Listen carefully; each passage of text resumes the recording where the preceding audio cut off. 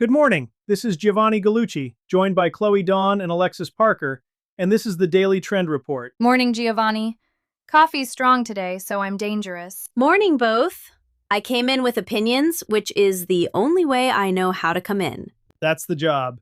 Today we've got a superfruit nobody owns yet, a freeze-dried brand that traded pretty for honest, and the slow death of the search bar. Clean label, outdoor and content, social, and AI. Chloe, you lead.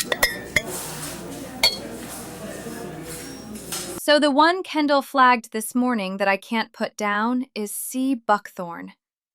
If you've never heard of it, that's the whole point. Little orange berry that's been sitting in the superfruit bargain bin for years. And it's about to cross over. Define crossing over. I've watched a lot of berries get a press release and then go nowhere. Fair. Here's the number. Food Business News and Global Data both clocked it this week, and the market's pushing past $163 million this year, with room to run. It's landing in cold-pressed juice, teas, hydration mixes, energy drinks. Omega-7, vitamin C, a couple hundred bioactive compounds. On paper, it's got the goods. On paper? Say the part that scares you. The part that scares me is nobody knows how to say it, much less what it tastes like.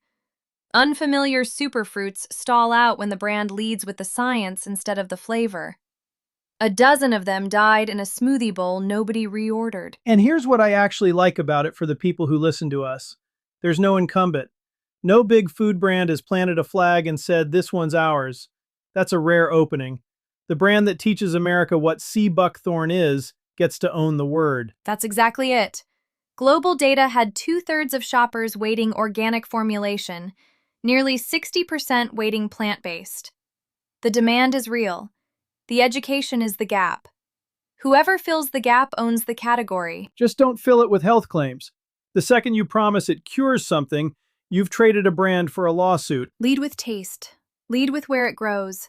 Lead with a story, not the lab report. 3 things you can actually do today. 1. Make a one-question explainer reel.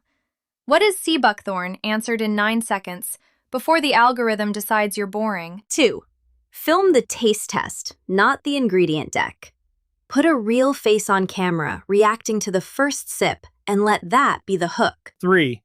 Plant your flag on the name now. Grab the handle, the search term, and start posting weekly, so when this thing pops, the algorithm already thinks it's yours. So Travis pulled the one that made me sit up. Mountain House, the freeze-dried backpacking food people, just launched a campaign called Savor It. And they did something brave. They threw out the pretty pictures. Threw them out how? No golden hour glamour shot of a smiling couple by a lake. Instead, it's rain, frozen fingers, a heavy pack, the miserable middle of a hard day. The whole message is that the reward is earned, and the grit is the point. It dropped June 18th. I love it, and I'm nervous about it at the same time. Say why? Because performative authenticity is worse than honest polish. If your gritty campaign is just a different stock photo aesthetic, the audience smells it in about a second and a half. That's the right worry. But here's why this one reads true to me. Mountain House sells food you eat when you're cold and tired and 12 miles from the truck. Their product lives in the miserable middle. So showing the misery isn't a costume. It's finally telling the truth about when people actually use the thing. And it's a tell about the whole category. When a heritage brand walks away from sanitized photography, real over polished has reached the mainstream of outdoor marketing. The little brands have lived there for years. Now the big ones are moving in. Which is good news and a warning for the independents.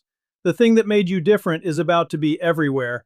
So you'd better be more honest than the giant, not just as honest. Here's what to actually do with all of that. 1. Audit your last 20 posts as a stranger. Cut every staged perfect frame and keep the ones with weather, sweat, and a real face in them. 2. Post the unflattering moment on purpose this week. The flat tire, the rained out camp, the burnt camp coffee. Let your customers see themselves, not a catalog. 3. Build a recurring series out of the hard part. Same slot, same theme, the unglamorous truth of your category every week. So the grit becomes a franchise instead of a one-off stunt. So Eddie's report has the one I think resets the quarter. Search and SEO just got a divorce, and a lot of operators are still mailing cards to the wrong house. Unpack that. Q says 60% of Americans now read the AI summary at the top of the search page, and 40% are using chatbots to find things at all. The click is disappearing. People get the answer in the box and never visit your site. But you still show up in the box, right? That's still a win. Here's the gut punch. A study by Lily Ray found Google's AI overviews will happily cite your own listicle, your own blog post, and then recommend your competitor 69% of the time. Being mentioned is not the same as being chosen anymore. The machine quotes you and sends the customer somewhere else. So optimizing for Google the old way is optimizing to be a footnote in somebody else's sale. That's the whole thing. They're calling it GEO, Generative Engine Optimization, and it is an SEO with a new hat. Different tone, different format, different freshness signals, different way of measuring whether it even worked, because there's often no click to count. So what does an operator actually change? You stop writing for the crawler and start writing to be the answer. Clear, current, opinionated content the machine can lift cleanly.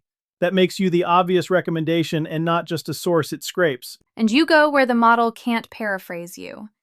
Your face, your voice, your community.